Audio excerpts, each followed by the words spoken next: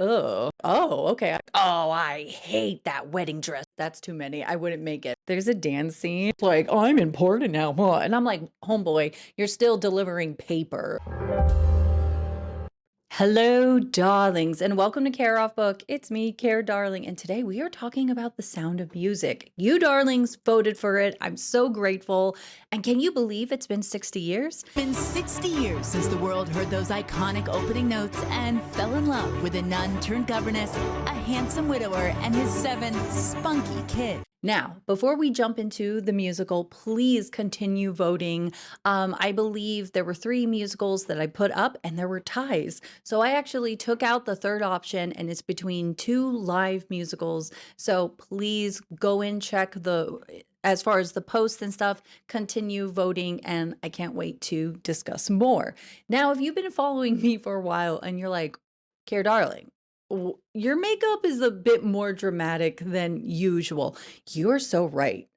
It's because I'm seeing Wicked Part 2 again in theaters. And I will say the first time I saw Wicked Part 2, the person next to me was singing the song For Good. And I remember being upset and then thinking, you know what? I was planning on seeing this musical over and over. So first off, I just want to say, if you are seeing the musical, please, unless it's a sing-along or you're by yourself in your home, please don't sing along because one, you don't know how the orchestrations are going to go. And I know this is your first time seeing the musical too. So to me, it's like, I'm not a fan of it because it's tough, right? Because I can understand that you love this musical so much, but what I don't understand is why you have to ruin it for other people, right? They didn't buy the ticket to hear you sing. Like we wanted the scene to unfold. So that's my little thing on that as far as the makeup. So I was doing my makeup and then in my head I was like, no good deed goes unpunished as I was doing it. So then it turned into this,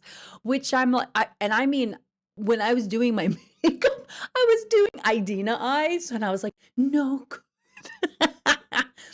But you know what? It's dramatic and I'm all for it. All right. We've chatted for a bit, so let's get into The Sound of Music. Today, we're celebrating a true classic, The Sound of Music. Somehow, this movie musical keeps finding new life, new fans, and new voices to sing along. Again, it's been 60 years, and it still holds up with this gorgeous blend of joy, innocence, danger, romance, and a whole lot of twirling. And it made me wonder, what is it about The Sound of Music that we keep playing it over and over, and then it makes us want to sing once more? Is it the nostalgia, the songs, the family, the mountains, Julie Andrews standing on a hill pretending not to get knocked over by a helicopter? We'll get to that. Today I'm breaking down the plot in short, sharing my thoughts on the characters and songs, mixing in some trivia, and talking about why this movie still matters. Maria is a lovable, chaotic nun in training who is great at singing but terrible at convent etiquette. The nuns can't figure her out. So Mother Abbess is like, girl, why don't you go work for this widower who has 7 kids and see if God reveals something? The children, traumatized and militant from their father's grief, rebel against every governess, but Maria, with her music and stubborn optimism, melts them. Their father softens too, discovering joy again. Romance blooms. Meanwhile, Nazis. The family flees Austria, singing their way out of danger, and escapes over the mountains to freedom. Now, darlings, I need you to be with me at this, okay? If we think about the plot for a while, this is crazy, okay? Think about it. We're having maybe about 3 margaritas. That's too many. I wouldn't make it. 2 margaritas, right? We're having a good time. And then all of a sudden someone's like, girl, did you hear about the story of Maria? It's crazy. She was actually trying to be a nun, but then she fell in love with this captain guy who had 7 kids. And the Nazis wanted him to work for them. But then they were like, oh, we gotta go after this concert. And they went through the mountains singing. But I think they're fine now. That's a lot to take in. Also, I want to point out something cute is that Julie Andrews, this isn't, the only time she ever played the nanny. I do think about Mary Poppins. So I don't know. I was thinking about that. I was like, oh, that's so cute. Cheeky. One of the most fascinating parts of The Sound of Music is the Von Trapps truly existed, and their story wasn't discovered by Hollywood or by Rodgers and Hammerstein. It was shared by Maria herself in her memoir, The Story of the Trapp Family Singers, where she detailed how she met Georg. I know, it's not a great name, and I'm so sorry if your name is Georg. How she became part of the family and how eventually escaped the Nazi regime. And yes, the real Maria is actually in the movie.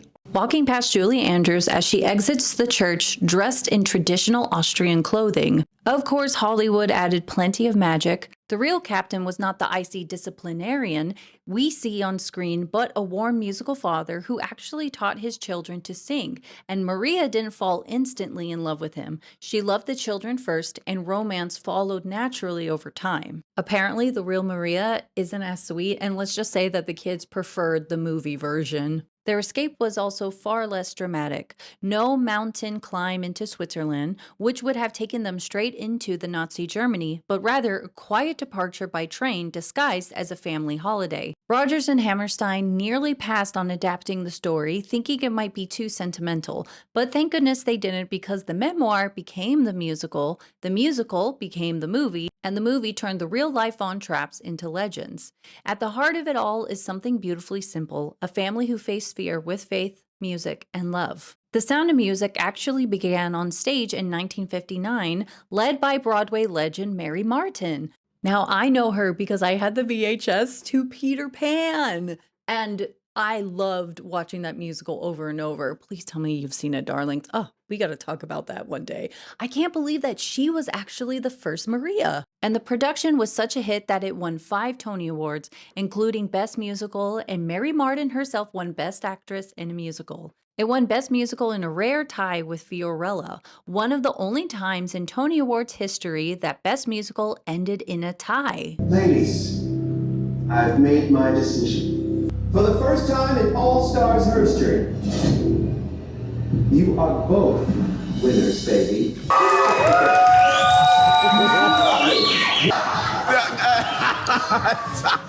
There's a tie?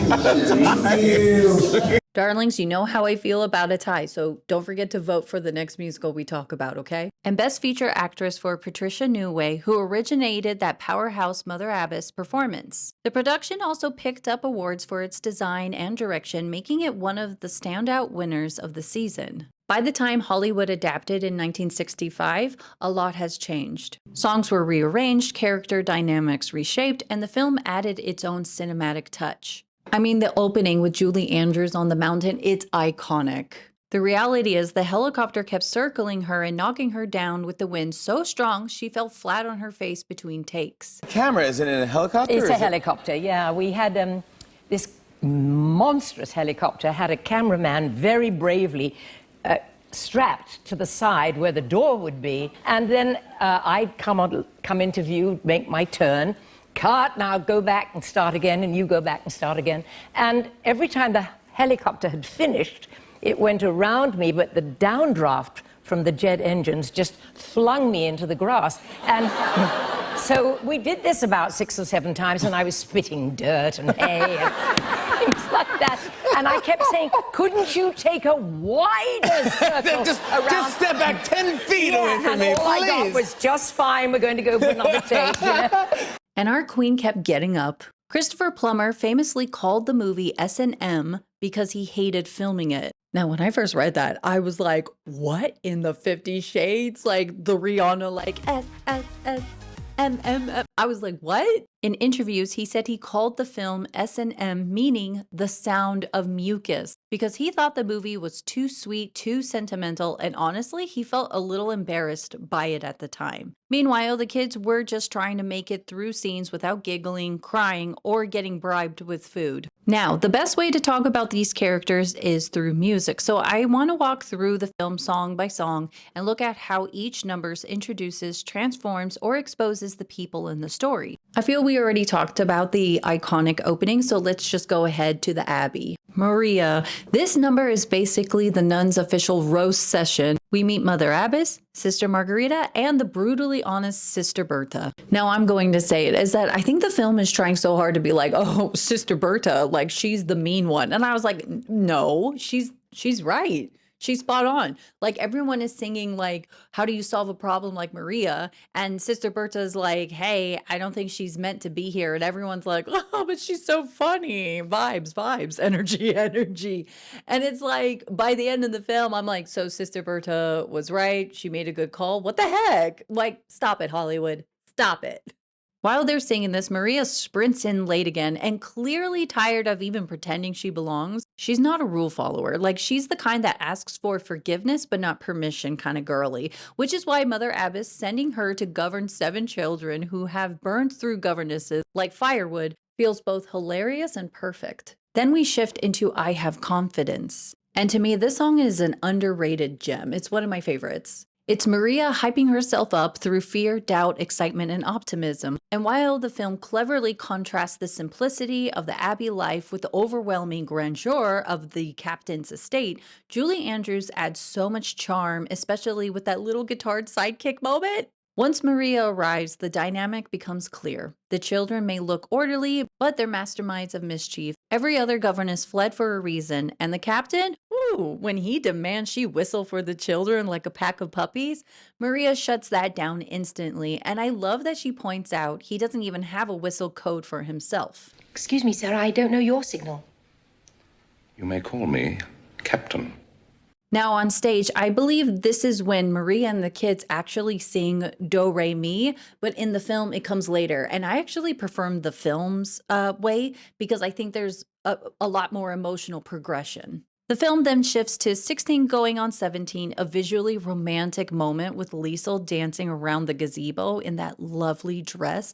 It captures the sweetness of a first kiss and the innocence of young love, but also the danger. Because Liesl is wonderful, but Rolf? Like, ew. I don't know. Listen, okay, Christopher Plummer, hottie. Like, woo woo. And then there's Rolf. He just gives me the ick. Like, this man is the kind that would start a podcast and it's like red pilled, like, ew. When he sings, the lyrics are so patronizing. He calls her a baby and he positions himself as the wise, older protector. Maybe it's charming on the surface, but underneath you see how quickly that sweetness can turn manipulative and how fast personal loyalty falls apart when politics enter the chat. I don't know anything about the gold standard, I'm afraid, but I do love little kittens. They're so soft and furry. What a delightful thought, you dear, sweet, fragile little thing. Women, know your limits. My favorite things brings us inside during a thunderstorm where Maria comforts the children, and this is where true bonding begins. Kurt! That's the one I left out. God bless Kurt. Truly one of the great line deliveries. The song feels cozy, warm, even holiday coded, but just as the fun is picking up, the captain storms in and shuts everything down, reminding Maria that discipline is the priority. When she suggests play close, he refuses, but Maria hears no as cut up my curtains and create a 7-look runway collection. How she made those clothes is like cinema's unsolved mysteries, right? And something I think about, right, is that she comes in with that very ugly dress where like even the poor doesn't want the dress. And it makes me think like, so you couldn't make it into something your own? Like, okay, also stay with me. Can you imagine the Fräulein Maria collection? Like it was cohesive, like it had a story to it. I loved it, okay?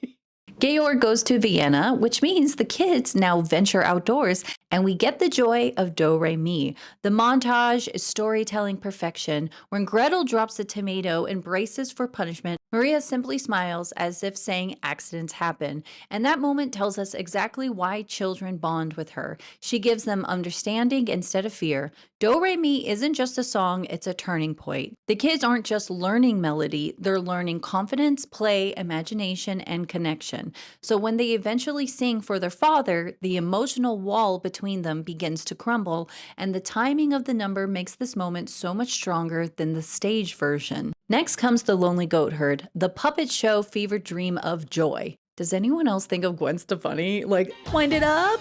Oh, this puppet show is colorful, ridiculous, technically impressive, and somehow deeply charming. Every time I watch it, I think, why did the stage version deprive us of this? I want those puppets. Everybody loves puppets! Then we transition into Edelweiss, which carries so much emotional weight. As a kid, I thought it was just a sweet little folk tune. As an adult, I realize it's a quiet act of mourning and patriotism. A man singing to his homeland as it slips away. I love that earlier, the Baroness identifies the flowers so the audience fully understands the symbolism. It hits different once you know what Georg is risking later by singing it. And by the way, darlings, I'm giving the Baroness her own story. I adore her. I love her. She gives me housewives vibes, okay? So stay tuned. We're going to give her her own episode. So Long Farewell gives us another classic moment. The children are charming, polished, adorable, and Kurt continues to be the undisputed star of this family. Meanwhile, in the background, the political shadows get darker, making their cheerful moment feel bittersweet in hindsight. There's a dance scene between Maria and Georg. That name, I can't. Okay, but it just shows how much that their love is intensifying to the point that Maria can't dance anymore because she just doesn't remember. Ah, I love this.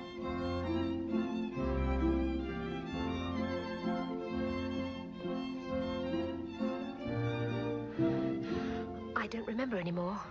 Now it's the Baroness that goes to Maria and is like, I guess the captain loves you. And this freaks out Maria to the point she runs back to the Abbey, like no warning, that was that. You have no idea how much I love the Baroness, where it was like, hi, like, oh my gosh, her confidence, wow. In my head, I think Frau Schrader's so powerful, she causes an intermission. When Mother Abbess sings Climb Every Mountain, she becomes the film's spiritual anchor. The song isn't subtle, it's a full motivational sermon. She pushes Maria toward her truth with compassion and authority. Maria returns, and there's a song called Something Good, a film-only song. And honestly, I don't like it. I think it's really awkward. I'm not a fan of it. Maria says she fell for the captain when he blew his whistle. He fell for her when she sat on a pine cone. Meanwhile, Baroness Elsa is somewhere sipping champagne thinking, I absolutely dodged a bullet. The wedding that follows, I believe, actually gets mixed reactions. I was talking to someone saying I was doing this episode, and she had such a reaction because she was like, oh, I hate that wedding dress. That wedding dress is ugly. And I was like, oh, okay, I gotta watch out for that. And honestly, I actually really like this dress. I would swap the green wreath for something else, and then I would think it's perfect. And like the nun singing, how do you solve a problem like Maria, like during the ceremony? I just thought it was a nice touch. Love to know what your thoughts are on the wedding dress. I liked it. I thought it was very appropriate, very modest. I thought the way that it was structured around her was just beautiful. So am I the only one, or did you darlings also were like, no, this dress isn't it? Eventually, we do get to Edelweiss, the reprise, where Georg is forced to choose between joining the Third Reich or risking everything. The stage show jumps straight to the festival, but the film shows the attempted escape, giving the moment more urgency. At the festival, Georg sings Edelweiss again, and not as nostalgia, but as defiance. This scene works even better in the movie than on stage. With that said, Christopher Plummer apparently was drunk in some of the scenes, especially in Edelweiss. Finally, the So Long Farewell reprise becomes the family's escape plan. Max jokes about not getting rich, but he's risking his life helping them flee. And here comes one of my favorite line deliveries. They're gone! Cracks me up every time. The family runs to the Abbey and Sister Berta smiling at the Nazis like she has no F's to give. I love her. The moment Rolf betrays them feels inevitable. I mean, he's no secret. He gives me the ick. I mean, he thinks he's such a big boy. Like the way he dissed Liesel earlier, it's like, I'm important now. And I'm like, homeboy, you're still delivering paper. Ugh. And hot take, I think Rolf has a weird crush on the captain. That's a storyline I want to stick with. Because the second Georg questions his manhood, Rolf spirals. And then we get one of the most satisfying twists. The nuns sabotage the cars. The family escapes through the mountains towards freedom, closing the film on courage, unity, and hope. I think Sound of Music endures because it blends heart, humor, danger, and innocence in a way few stories can. It captures the gentleness of childhood against the harshness of history and shows how music becomes a lifeline. something that teaches, comforts, energizes, and holds a family together when everything else is uncertain. The story speaks to courage, community, healing, and the idea that joy is something worth fighting for.